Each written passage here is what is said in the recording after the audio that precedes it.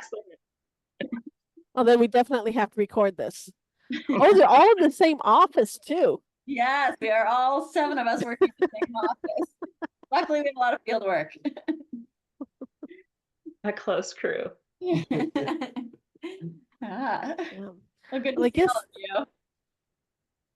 we should probably give a couple more minutes. I don't think Jay's making it. I don't think Mark is making it. Natasha, Natasha was on the email, was she not? She was not CC'd as a steering committee Yes. member. I forget her too. The poor Natasha, she does so much work. So hopefully she'll come on board.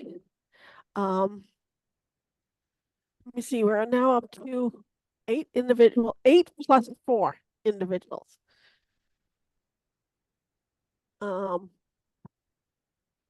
So how long do you think you need, Mike?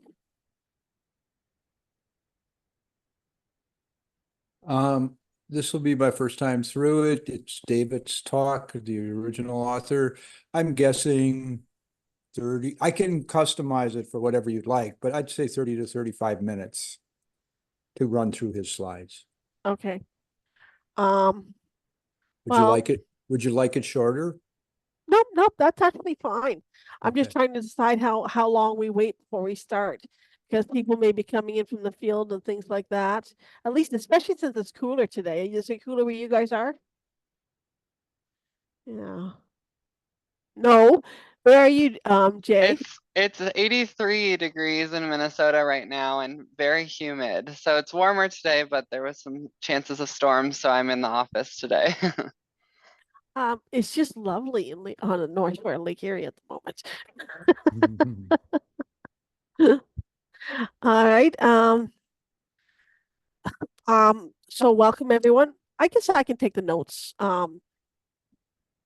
If you want, I can take the notes, Erica. I haven't done that for a while, which means there'll be bad notes, everyone. And welcome everyone. We're going to have a presentation from Mike from Wisconsin Green Fire. Is the name correct? Yes. Erica, did you want to do a bit of a introduction?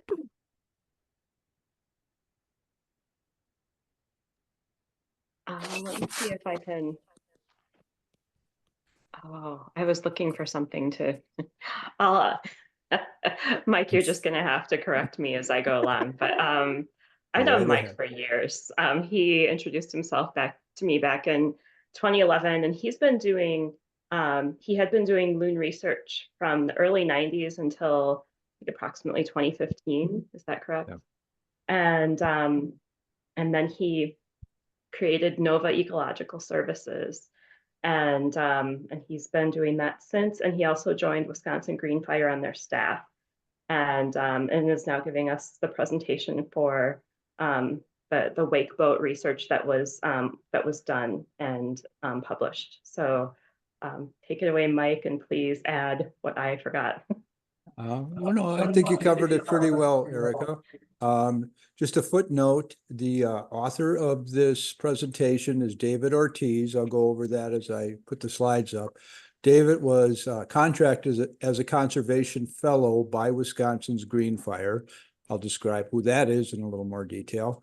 But he did a literature review. He didn't do actual research. So what we tasked David with doing was going out into the peer-reviewed literature and gray literature and gathering in for us all of the information he could on wake boat impacts. It's a big issue here in Wisconsin, as it is in many other states. A lot of attempts at local legislation are underway, so we wanted to gather together the most recent or complete set of data to drive our discussion of it here in Wisconsin.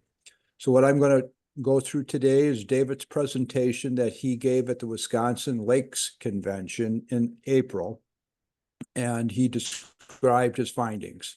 So what's going to be important for us to target in on at the end is his conclusions and recommendations. He's got quite a list of those, data gaps, things like that. So a lot of this information you're probably going to be aware of, distance from shore, how deep wake boats can disturb the water column, things like that. We'll go through all that. But then we'll end with a discussion of David's recommendations on going forward.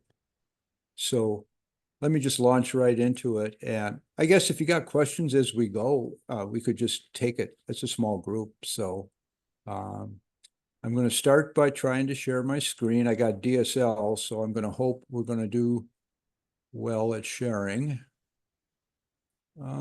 Share. Okay, are you seeing my slide presentation? Yep. All right. See if I can get us onto the. Okay, are you seeing the full Yes. screen? Okay, great. So the title of David's talk is Wake Boats and Their Effects on Lake Ecosystem Health. And here are the co-authors. As I mentioned, David was a contracted conservation fellow by Wisconsin's Green Fire. And Wisconsin's Green Fire is a nonprofit organization in Wisconsin that was pretty much constituted by retired natural resource professionals in their 1917 was our first gathering. Dissatisfied with the politicalization of natural resource management in Wisconsin. And so we wanted to bring it back to science-based discussions of natural resource issues. And so we now have an organization of over 800 members, and it's driven primarily by volunteer work groups made up of pretty much mostly retired conservation professionals, some of the bigger names in the state. So we're well staffed. Here's a little more description of who we are. I just said what I just said, what I just said. And hold on a second while I turn my phone off. So, as I mentioned, we have extensive expertise in all of these following attributes that helps us make recommendations in the process of policymaking in Wisconsin. We interact with decision makers and legislative processes and put out our own data analyses. So our mission is to advance science-informed analysis and policy solutions that address Wisconsin's greatest conservation challenges. And our vision is that our citizens should enjoy the benefits of clean water, clean air, and healthy ecosystems through scientific and thoughtful management of natural resources. And a little bit about David. David, I think, started off in Mexico. I don't know exactly when his family moved here, but he got his BS at Iowa State, his MS at Iowa State, and currently he's at the UW Center of Limnology completing his dissertation. He's pretty close to finishing, which is why I volunteered to give this presentation for him. He's pretty much focused like a laser on his dissertation right now. So back to the presentation. So here's the outline of David's literature review. He starts by going over the what are wake boats, and then the ecological risks that he describes are, their potential to spread aquatic invasive species, their disruption of aquatic macrophyte beds in lakes, shoreline erosion, sediment resuspension and water column mixing, and the consequences for lake stratification, and we'll go over that, and impacts on birds and fish.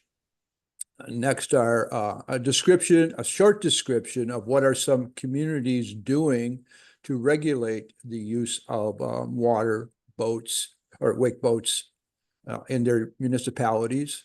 Then we're going to talk about, after David's done his literature review, he found several data gaps. There's a lot of missing information that's necessary to drive really good policy making. So he lists what he recommends as those new studies, what their focus should be, and then his conclusions.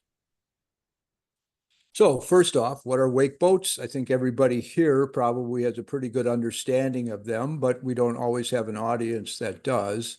So here's some photo images of wake boats and a description.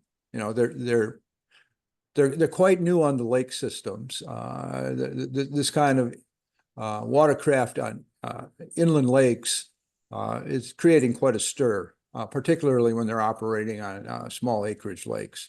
So here's some of the aspects of wake boats that make them unique, particularly internal ballast containing 700 up to 720 gallons of water, and the wake enhancing technology, wedges and shapers that create these enormous wakes that people like to surf on without even being towed. So obviously this creates concern for shoreline property owners, other recreational operators on lakes, etc. So wakeboarding, a little definition here. When we refer to wakeboarding, we're talking about the recreationist being towed behind a wake boat.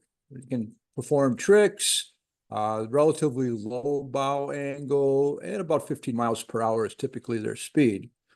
But in wake surfing, a rider is initially towed while on a special board. However, the rider positions himself on top of the tallest wake made by the wake boat and releases the tow line, closely resembling ocean surfing. And thus you have a relatively high bow angle and a slower speed. And those two together pose a hazard to other people boating on lakes. Just the visibility to the driver of the wake boat is sometimes obscured by the way they operate the boats. So as we go through this, recreational wakes we'll refer to, and those are wakes that are created by wake boats specifically for wakeboarding and surfing. So next, the ecological risks, the risks of spreading aquatic invasive species.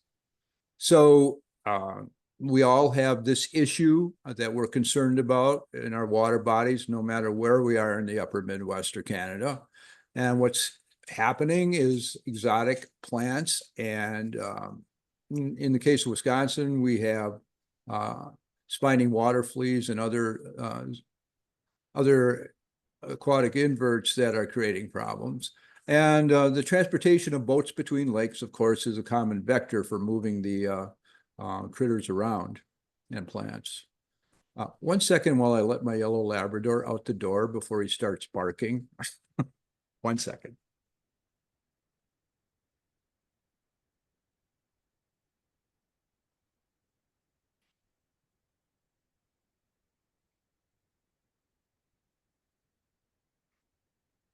Oh.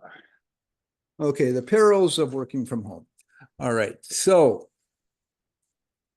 the wake boat poses a really unique risk in that not only can these aquatic invasive species cling to the trailer and the boat, but they can be also retained in the ballast system that can contain up to 23 gallons of water when they're completely drained by their electric pumps. So obviously, if you're transporting these boats between lakes, filling them, emptying them, the ballasts, you have the potential for spreading aquatic invasive species. And I guess that's what this slide illustrates. So as I said, you know, typically AIS can travel on all these different means of transport between lakes, and they, you know, these aquatic invasive species can be transported long distances because they can stay alive on clinging to these surfaces. And as I mentioned, the internal ballast presents a new and unique risk of spreading AIS across water bodies. So here's the deal. Wake boat internal ballasts are filled and emptied with electric pumps. Ballast can hold up to 720 gallons of, or 2725 liters, 6,000 pounds. When emptied, they can have a residual amount of water in them of 8.4 to 23 gallons. So you have that risk of taking water from one lake, filling them up at another lake, and discharging them into that next lake. So typically, the treatment for aquatic invasive species on boats is to use hot water, pressurized hot water, and usually that's enough to result in most AIS mortality. Easy to clear boats, hulls, decks, live wells and equipment, internal ballasts of wake boats are much more complicated. So wake boat manual suggests that flushing ballast tanks 10 to 15 seconds with hot water of 120 Fahrenheit will eliminate the risk of spreading AIS. However, it's really not taking into account the unknown amount of cold ballast water that's already in these ballast systems before you start treating them. And, you know, that would dilute the temperature of the water you're delivering. And just for instance, spiny water flea eggs can survive 104 Fahrenheit for over 10 minutes and still hatch. So the water temperature inside ballast need to reach 122 Fahrenheit for 10 minutes or more to ensure that even spiny water flea eggs are terminated. So David came up with a clever equation to determine how much water at what temperature would be needed to complete this task if there's 23 gallons of residual cold water in the ballast. And you need to flush the system with 138 gallons at 131 degrees Fahrenheit for 10 minutes, which is quite a technological feat. You know, if you really want to ensure the proper treatment of the ballast systems, this is what the literature indicates would be necessary to kill some of the most resistant aquatic invasive species. Moving on to aquatic plants, aquatic macrophytes. So as we originally described, these boats can operate at quite a tilt as they're moving around the lake shores and lake beds, and this the props can be extended quite a distance into the water, which can directly inadvertently chop up some aquatic macrophytes as you are recreating on lakes.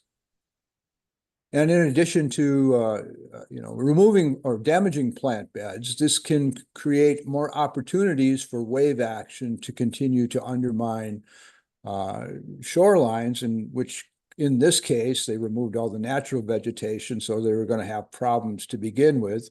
And now you add to that the enhanced wakes of wake boats, and you're going to have a big problem really quick. And in a minute, I'm going to describe how much larger the wave action of wake boats are compared to typical non-motorized boats. Where is that, Mike? I'm not sure where that photo is from. I really not. Looks like it was an upload. You might have just gotten it off the web. I'm not sure. But here's a typical fix for that kind of shoreline erosion, and it's very expensive. It's not ecologically beneficial. It's, you know, for all these reasons, not a good way to approach mitigating aquatic or mitigating the impacts of wave action on the shoreline. So specifically moving on to shoreline erosion. Once again, it goes back to the same photo, and you know, naturally you do have shoreline erosion due to natural wave action and non-wake boat wakes, ice, water level change, groundwater input. So it's our recommendation in Wisconsin to leave a natural buffer of native vegetation from the ordinary high water mark inland 35 feet. Obviously, these folks didn't get the memo. They might not be in Wisconsin, but you take away the tag alder and other rooted shrubs along the shoreline, and they're kind of our natural armoring of the shoreline to prevent wave action from undercutting banks. So here you add to that the wake boat wakes that are 9 times as energetic as a motorized non-wake boat if you're measuring it from 100 feet from shore. And the wave height is 2 to 3 times taller than your typical non-motorized boats wake. So big waves, lots of energy, all a good reason to consider keeping wake boats a certain distance away from any shoreline, which we'll get to in a little bit. And as we're getting to that, there was a study conducted in Minnesota that looked at the energy of wake activity based on the distance from the actual creation of the wake. So as you can see, if you go from 100 feet to 600 feet, you see an energetic dissipation of the wave action to the point where at 600 feet, the wake boat energy is comparable to that of other non-motorized boats operating at that distance from shore. So as you're going to see at the end, we're recommending at a minimum, these boats operate 600 feet from shore. Sediment resuspension and water column mixing. So as I indicated previously, the boats operate at a tilt when they're in their wake surfing mode. The props dig in very deep, and studies have been done to show that the bottom suspension of sediment these boats can create bottom sediment suspension in water as deep as 20 feet. So that's published data. Some more recent data, and the University of Minnesota is exploring this, indicates that this resuspension of bottom sediment can occur as deep as 30 feet, up to 30 feet. So as we're moving along in our description of depth at which these boats should be operating, we're coming in at about 30 feet minimum for water depth. So now we're talking about 600 feet from shore and 30 feet of depth are areas that wake boats could operate with minimal disturbance, or disturbance no different from a non-motorized or non-wake boat activity. And in addition to stirring up the bottom sediment on stratified lakes, which happens in deep lakes in the summer, you really have different layers of water that are separated by a thermocline boundary. And the deeper waters, these are often lakes that hold cisco and lake trout and things like that. They stay pretty oxygenated and cold throughout the season, the summer season, whereas the water level at the top, above the thermocline, becomes much warmer and less nutrient. The nutrient content goes down as this stratification develops. So you add in, you add a complete description of the setting up of the stratification. I don't have the detail here, sorry. But his point is, if you disrupt this thermocline, there's a lot of phosphorus in the bottom sediment, and this mixing of the epilimnion with the hypolimnion will result in the release of a lot of sediment-bound phosphorus that has the potential of enriching the surface waters and creating algae blooms and things of that nature if you perforate the thermocline with the turbulence from the wakeboat activities. And here it goes, perforating the thermocline. And so all these things together, the sediment resuspension and mixing and the disruption of the thermocline is going to result in a nutrient flush in the upper layers of the water column. And so we're getting to the point here where a minimum depth at which wake boats can operate without significant impacts on bottom sediment and disrupting the thermocline is 20 feet, but more recent data shows that it may be up to 30 feet in depth, and we're waiting for the next studies to come out to verify that.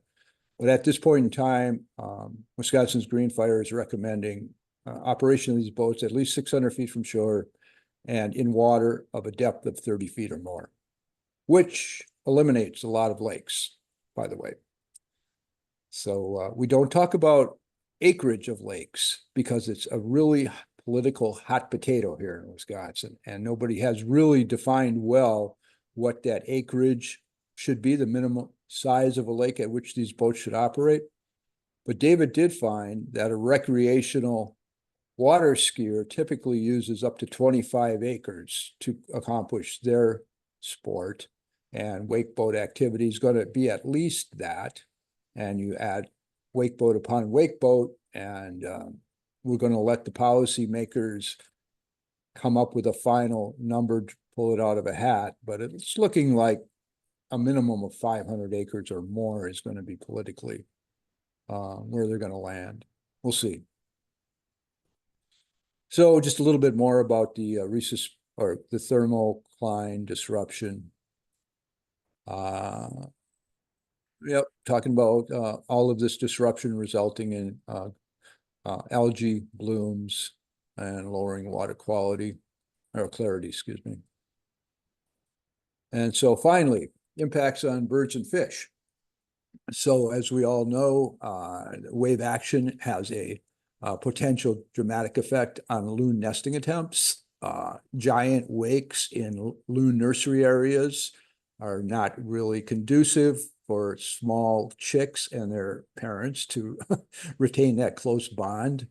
And in addition, loons and other water birds flush when there's dramatically different activity on the lakes around them. So the introduction of wake boats after the Memorial Day weekend here in the US brings a whole different kind of animal onto a water body, that being a wake boat. And I'm just going to assume, we don't have any data to show it specifically, but they're not going to react favorably to that kind of activity near their nesting areas.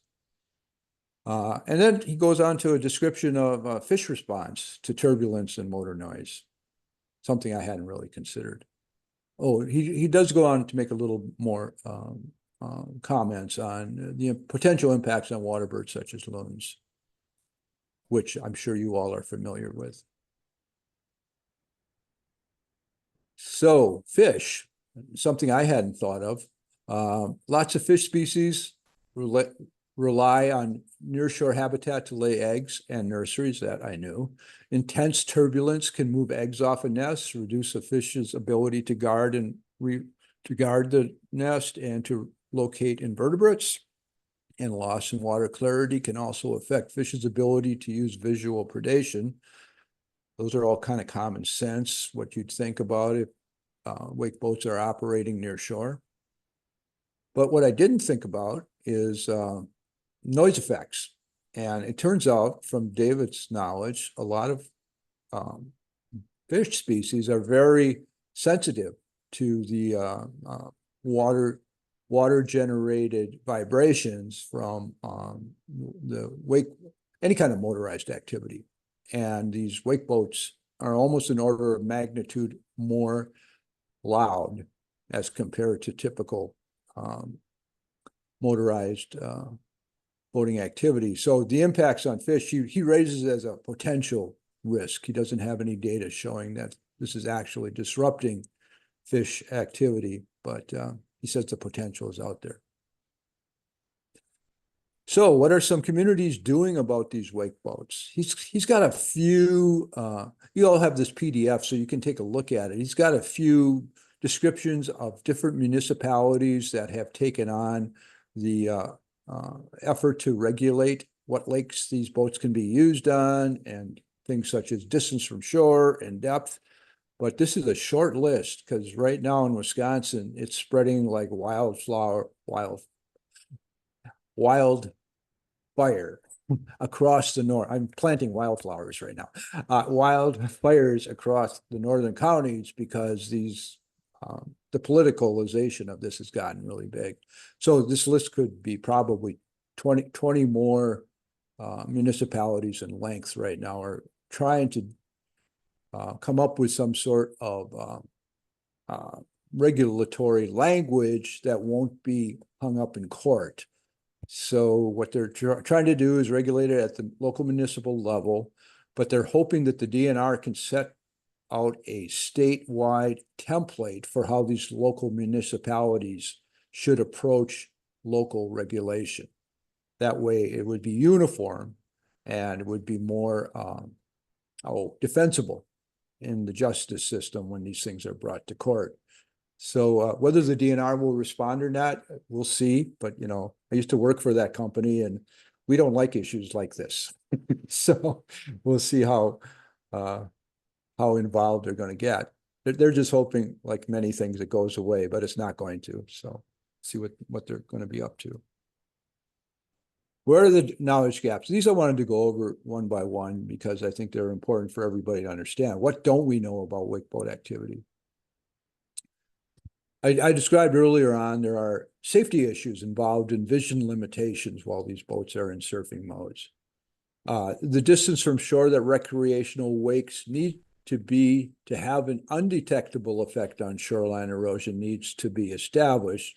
Well, I did learn from the presentation, I forget her name, from Quebec that was here previously, that their work established that it's at least 900 feet from shore before the wave energy is non-detectable when generated by a wake boat. So it looks like we might have that data now.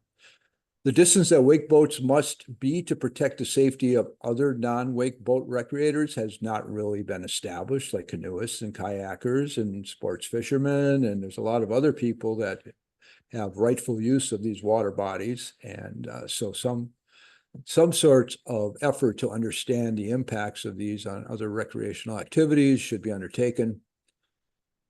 The average area that a wake boat uses, like I said, they know that for water skiing. They claim it's between 45 and 25 acres.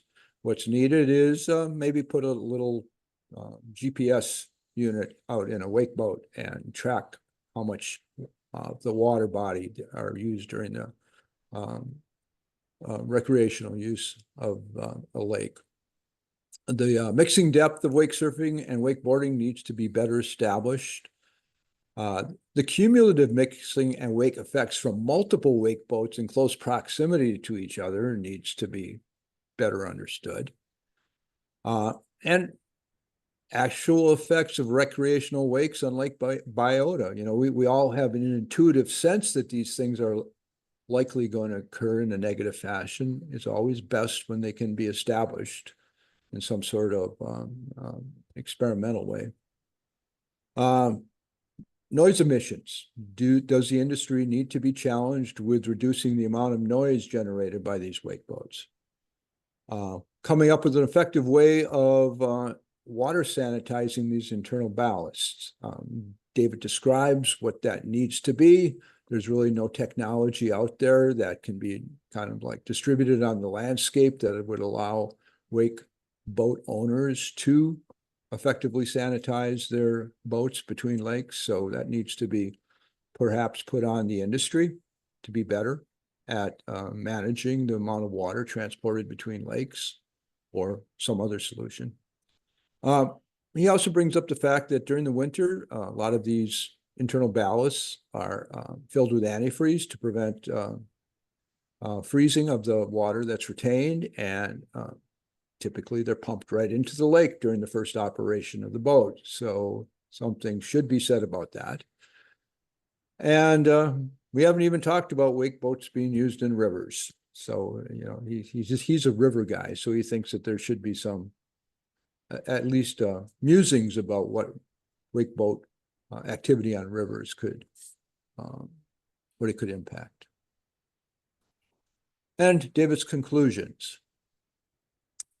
At least 20 feet in depth is what we're initially recommending, but I believe he's now refined that to 30 feet because he's found additional data that finds that 20 feet may be too shallow. If he recommends, if there's no bathymetric data for a lake, recreational wakes not be allowed on that lake until better information is known. That's David's recommendation. I don't know what the state will think about that. At least 600 feet from shore and islands. Obviously, loon nesting areas should be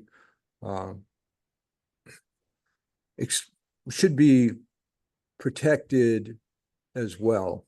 And he does kind of get at that in the next statement. He says, consider restricting wake boat access to lakes until after fish spawning and common loon reproduction, i.e. late July. Okay, you got to sit on your wake boat until late July. We'll see how that flies, but it's a good recommendation. It's going to minimize impact.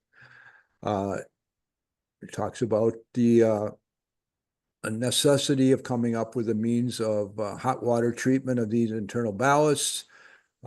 Maybe the state needs to institute boat trailer inspections for AIS to include the internal and external ballast tanks.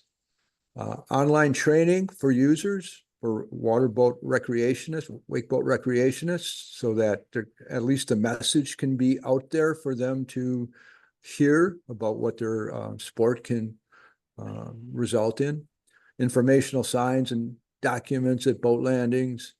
And then he suggests that the lake property owners and other lake users rat on the wakeboaters by calling the DNR tip line.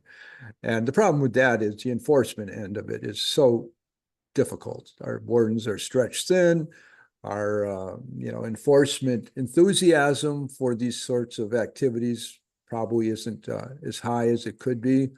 So the best recommendation, I think, is for folks to take some video with their phones of these activities, particularly when they're egregious, when they're operating in wake boat mode, close to shore, get the boat number, get, some evidence of what's going on, and share that with the DNR. You might find that they'll have to act on some of these incidences. So within this PDF that you have, you'll find his literature that he referenced when he put this literature review together.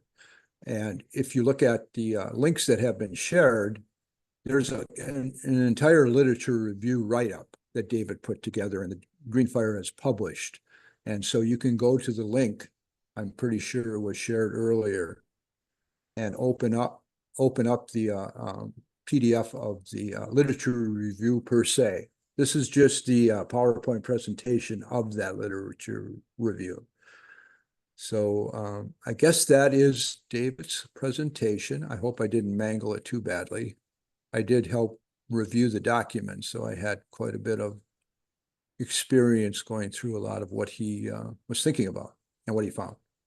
So with that, I'd be happy to answer any questions you may have.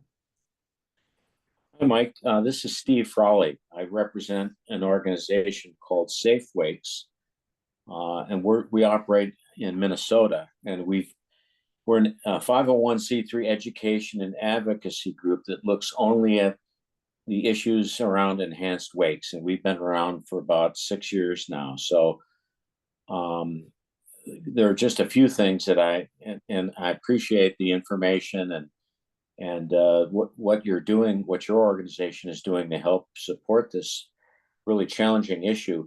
Just to give a little bit of a reflection about kind of what's happening in Minnesota. First of all, the Jeff Marsh study, the St. Anthony Falls Laboratory study that you referred to, our organization was involved with Jeff to a certain degree in the very beginning. We're the ones that came to him and said, look, you're a world famous hydrology center. We need to take a look at the water challenge issues related with wake surf boats. So, and I think I thought I heard you say something about they've come out with a 30 feet depth. What they're doing right now is they finished phase 1. And of course, you referred to the 600 feet offshore issue. That's the findings that they found in phase 1. Some people say 500 feet. We say 600 feet, looking at the impact of water energy. That is what you don't see that's below the surface of the water. That's the real stronger impact. Most people, they look at these waves above the water line and they say, oh, look at these waves, not understanding that it's more like the tsunami. I call it the tsunami effect. That's really doing the destruction on our shorelines. So phase 2 has been a little bit delayed. Phase 2 is, again, where they're looking at lake depths and they're looking at, what's the minimum depth of a lake where these boats should operate without tearing up, scouring lake bottoms, creating fish habitat issues and other things, algae blooms. And, and they haven't released that yet. So they're a little bit late coming out with that. We anticipate anywhere from 15 to 25 feet, but we don't know for sure. And, you know, they're certainly not sharing that with us, and we don't want to know. We want to wait and see what the science has to say. A big issue that we have in the state of Minnesota is, first of all, we don't have a very supportive DNR. They're not playing a proactive, but more of a reactive role. And we've yet to find somebody in the state legislation, either the House or the Senate, where we can pass statewide regulations. So we just, within the last couple months, had our first big win. You mentioned Lake Minnetonka and the 300 feet offshore, and that's really only specified in certain areas in Lake Minnetonka. So that's kind of a Band-Aid approach to the problem. And John Bent, who's the Lake Association president, will tell you that, but at least it's something.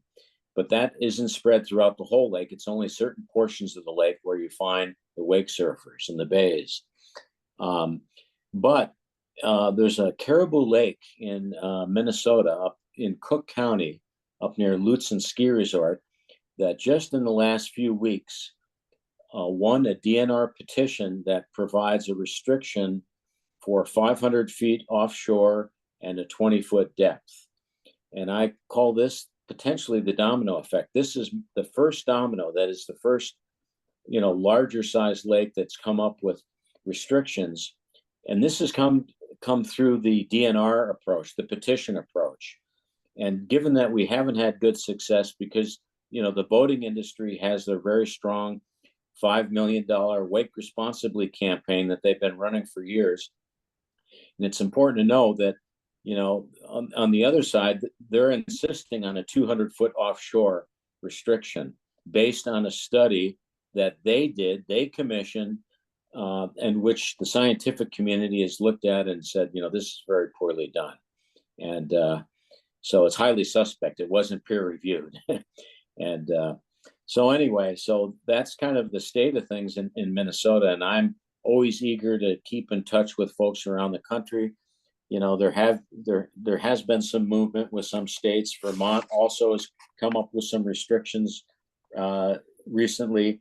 And of course, we're following the Wisconsin work that is going on, as well as New Hampshire and several other states. So it's nice to hear about the work that Greenfire is doing. We appreciate it. Yeah, just to add to that, I think your counterpart in Wisconsin might be the Last Wilderness Alliance. They're the most politically active of the NGOs associated with the issue in Wisconsin, and they're helping municipalities draft their regulatory language for wake boats. So whenever we get queries about our work and motivated lake associations or municipalities want to talk about how to draft their own regulations, we refer them to Last Wilderness Alliance. They have their own website, and that's kind of their forte, is helping to draft these regulatory pieces of work. So just to be aware of them. I think I've heard of them, sure. Yeah, it's pretty interesting. They're really active, and they're really engaged politically, and they're motivated by like property owners that just don't want to see this anymore. So absolutely, yeah. Well-heeled ones, and lawyers and engineers, and so they're pretty they're pretty potent. Go ahead, Erica. Are they specifically Wisconsin, or do they help other states? I think they're, so far from what I've known of them, they're really Wisconsin focused. That's not to say they don't do consulting outside of the state, but from what I've seen, they're our go-to when people say, well, what can we do? We refer them to the Last Wilderness Alliance. Yeah, and we're at Safe Wakes, we're actually embarking on a similar procedure. We're working now with the Lake Association president at Caribou Lake and the county commissioner to and we'll put together, we've not decided if we want to do in-person meetings or something via Zoom or something else, but just the education efforts, what communities need to do if they go, in Minnesota that is, if they go the DNR petition route. Because again, it's one to two routes. The other route is getting laws passed in the state legislature, and we've been working on that for years. And that's a tough road to hoe. It's hard to get a majority doing that route. So the petition is a 1-by-1 thing. The DNR isn't crazy about that. They'd much rather see something, but they've been reluctant to chime in and to really get proactive on this issue, just because of the boating industry. And they have two very strong lobbyist groups. So we'll see how that things play out. But our group is actually going to start assisting fellow Minnesota Lake associations in terms of helping them, showing them what is required in the DNR petition process, what kind of data and information needs to be provided, and so on. And we're just in the beginning steps of that, since Caribou Lake was successful here just less than a month ago. Yeah, just to add to that, here in Wisconsin, there is actually a coalition of groups, including Green Fire Wisconsin, Lakes Association, and others that are promoting statewide legislation. And it was actually initiated by a local politician that wanted to follow the boating industry's recommendations and codify them in state legislation. Well, that didn't work. So this coalition is getting together, trying to find broadly accepted language that we can at least start the process of statewide regulation. So stay tuned to Wisconsin. I think there's going to be a meeting of the whole in July, and I think they're going to get ready for the next state legislative session to hopefully get some bills out there. I'm not sure what they'll contain, but I think it's some prescriptions for distance from shore, depth, things like that. Yeah, so much of it is now based on the science, and a lot of organizations around the country right now are kind of waiting to hear what's the SAFEL study phase 2 at the University of Minnesota, what they come out with. And so that's a big part of it. Yeah, that's why we're recommending 30 feet, but waiting for more data to come in. I'd love it. I'd love it if we got 30 feet. I'm not quite sure we're going to get there, and of course there are other states and other countries, like I think you mentioned Canada, the University of Montreal Laval. They did studies many years ago, very very thorough scientific studies, peer reviewed, and they've come up with, some of them have come up with 1,000 feet offshore. So there are I didn't see some of those in the literature review, but Canada has made some progress in some of the areas, and Australia as well, and other countries have taken action. They focused on this earlier, so there's more out there beyond the borders. Yeah, I learned of the Laval work by attending a speaker in this group in April. She presented the Laval results, and you're right. It's 1,000 feet for complete dissipation of wave energy generated by a wake boat. And it was very nicely done work. It's very defensible, reproducible. I like the methods. So it wasn't included in David's literature review, but he's got that information now, thanks to you folks inviting that gal. And by the way, she said that the reports were only available in French. Well, David was able to find English versions, so they're out there if of you are interested. Yeah, I've seen them. Yeah. Speaking of Canada, and because we don't have a lot of time, so I have several questions, and if anyone else has questions, we should bring it up. I put a link up to brand new research that is being communicated next month by the Safe Wakes program in Ontario. And you're looking at another region, another lake environment altogether, because they're looking at the big Muskoka Lake system, which is a granite-based system, I believe. And so that'll be different from the Laval work and different from the BC and the Vermont and all the other programs, because it's a different lake structure. I also had some questions. Has David's work been formally published anywhere, Mike? No, but he's working towards that as a goal. Okay. So right now it's available at our website, the Greenfire website, as a PDF. But he has, in discussion with our executive director, I think they formally agreed to go forward with David publishing the data as well. Okay. In Interestingly enough, it's interesting how the different countries have different ways of handling the legislation. You guys are moving from a large scale, from an individual lake to a larger statewide sound of it. While in Canada, we're trying to go from a federal level legal actions down to allowing some controls at the lake level because we have never had that. We do have noise emission controls on all new boats. I don't know if that's something you guys have as well. Legal Yeah. noise. No. Kathy, this Yeah. is interesting. You mentioned this. Do you know Diana Piquet? She's the executive director of the Safe Quiet Lakes. Probably. I know a lot of Yeah. people, so sometimes I lose track of them. She's on our Safe Wakes board. So we've been keeping in close contact.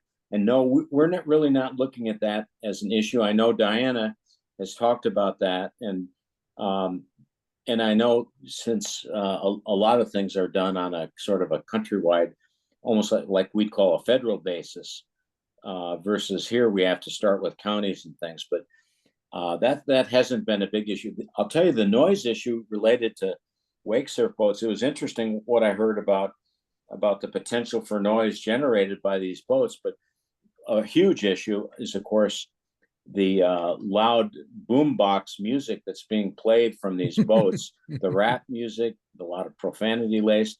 I'm also a lake association president, and we get more complaints about loud music, 10 o'clock, 11 o'clock at night, especially on the weekends, these boats going down the lake and playing this loud music. That I think is a bigger issue that I've talked to Diana about that we have to deal with people. Okay, now the next question I have, an antifreeze issue is an interesting one for me. I come from a marina operator's family, and so it was quite common from a very young age. They would use antifreeze in the water systems in a boat, but because they were always potable systems, they were always non-toxic. Do you know if this is moving into the toxic, or are we questioning the non-toxic impacts on the lakes? Do you have any idea if David found a difference there? I don't. And so what you're saying is there is a way to come up with a non-toxic marine or water body friendly antifreeze. There's a way to come up with a human-friendly antifreeze because it's something you put in the water system so that when your boat is winterized, it won't kill you the next year when you drink your water, after you flush it out. But that does not mean it isn't toxic to other species. But I'm very curious if there was any controls on that. I'm willing to bet there isn't, and I'm willing to bet that the non-toxic is more expensive. And if you buy $200,000 boat, you have to buy the $1 antifreeze, right? Right. So I was just curious if you had heard anything towards that end. I also found it very interesting. Our legal venues for on the lake for people being charged are limited. But I find it interesting. You guys ever have police involved? Because our OPP, our Ontario Provincial Police, for example, often do legal work on our lakes. Several lake districts, we call them lake districts in Wisconsin, have boat patrols that can enforce water body regulations. So if that exists in a lake system, then you can have those folks enforce any regulations related to that water body that are on the books. Our wardens, DNR wardens, are stretched way too thin to cover this effectively, but it could be that once the realization occurs that wakeboarding activity is going to occur on certain types of lakes, that people will become more motivated to develop their own enforcement system, because that does exist. The DNR kind of deputizes these trained water boat inspectors and a water body. They're kind of like a volunteer fire department. They hire them for the season, and they have enforcement capability. Like a bylaw level officer kind of thing. I guess that would be the equivalent. Yeah. Gail also has questions. Yes, Gail. Yeah, a lot of lake associations will be holding their annual meetings in the next few weeks. Does our Loon Diver Study Working Group or Green Fire, anyone have flyers or one-page handouts concerning wake boats? The Loon Diver Group specifically, no. We have the educational handout we built last year, which includes messaging on wake boats being in at least 8 meters deep of water, which is 24 feet, and I think 200 feet from shore.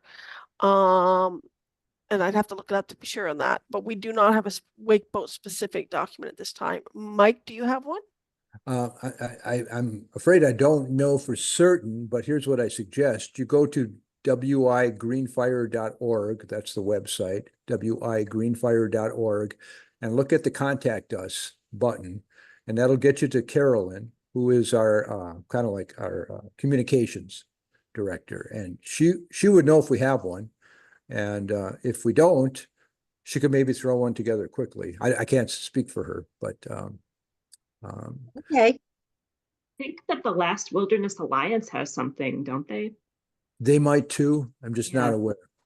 Just But Google the Last Wilderness Alliance and look at their website. I think they have something.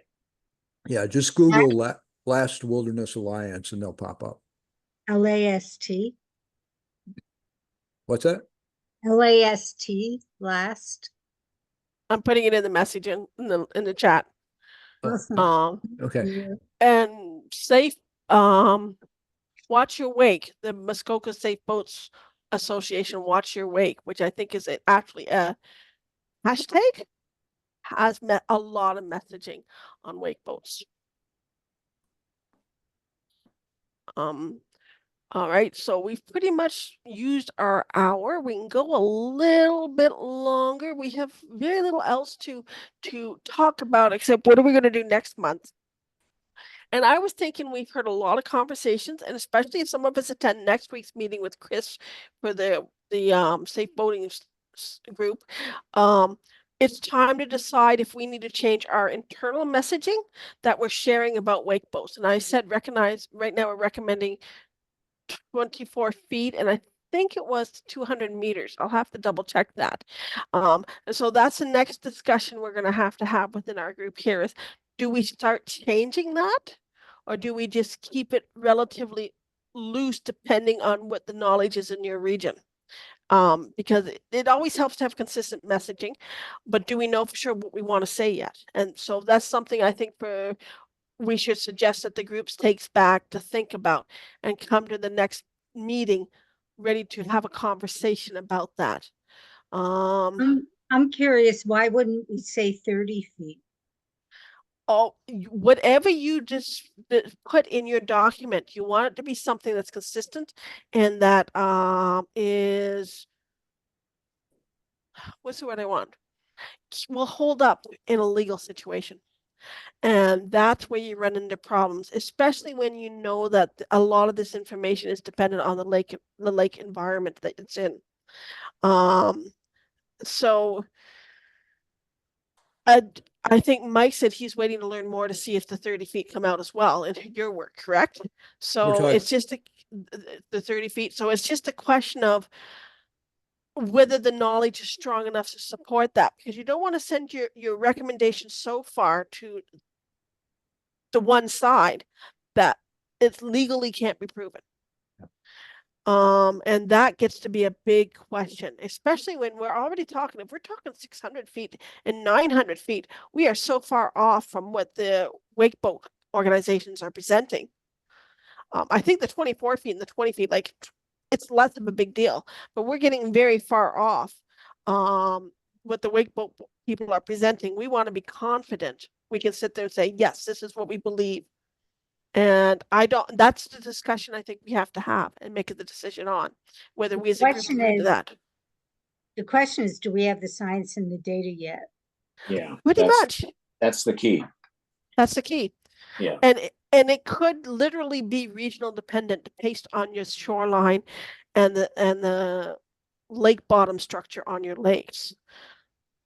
So we could hear something very different in the June 17th, I think it is, presentation on Muskokas, because they are very different lakes as well. No easy answers. Anybody else have anything to say? I'm trying to think if I have any more questions here, and I'm not seeing any. My only question is, where is everybody today? On the lake. Hmm.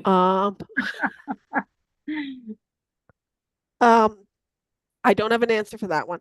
I know that, for example, people in Quebec have a national holiday today, so they won't be coming today. But I don't know about the rest of where people are. All right. So do we have any problems with the next date that we plan to meet, which is, we'll make an executive decision here, the 29th of July. Okay. All right. That looks good to me, Hold Kathy. hold on. So that's nowhere near July 4th. So we should, oh, wait, what am I saying? Never mind. July 29th looks good to me. Yeah, I think it's far enough on July 1st as well. It shouldn't be a problem in Canada. I think we're gonna I don't know which weekend's a long. It could be a long weekend for me. I'll show up anyways. Let me just double check that.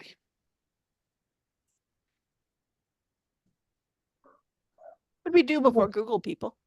July 29th isn't near July 1st or July 1st, so. Oh, we actually are not celebrating the weekend, which let me see here.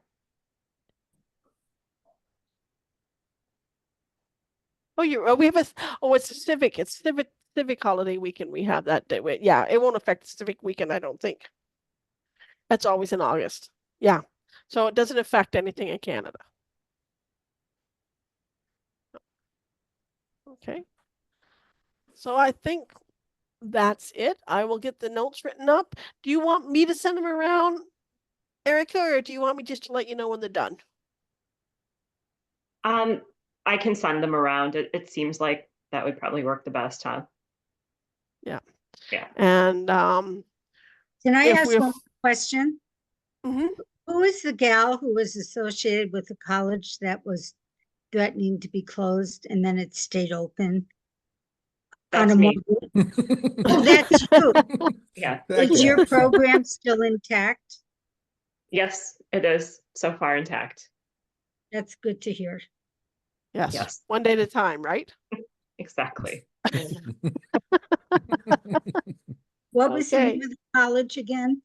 Northland College. Okay, thank you. They need $12 million if you have it. Yeah. Anyone can spare it. Just e-transfer it to Erica. Approach Bill Gates' ex-wife. Yeah, Right. right. Yeah. I'm sure I can get a meeting with her.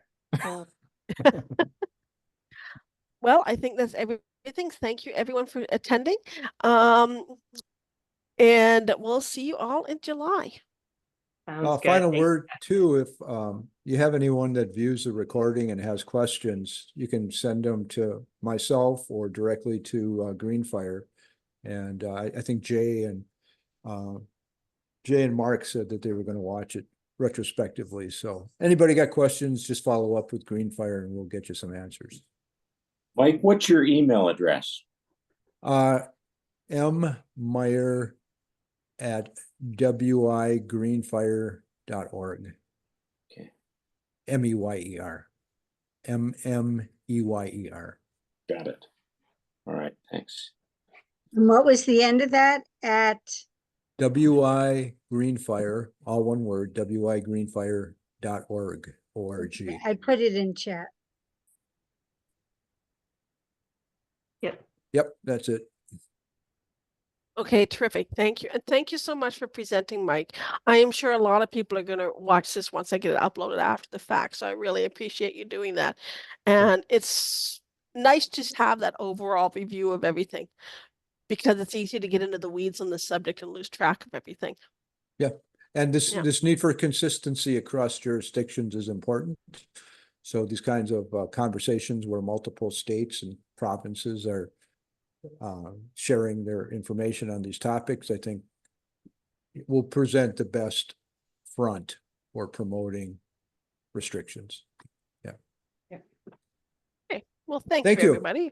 Thanks, Thanks for Mike. the invitation. Bye, everyone. Thank you. Bye. Bye.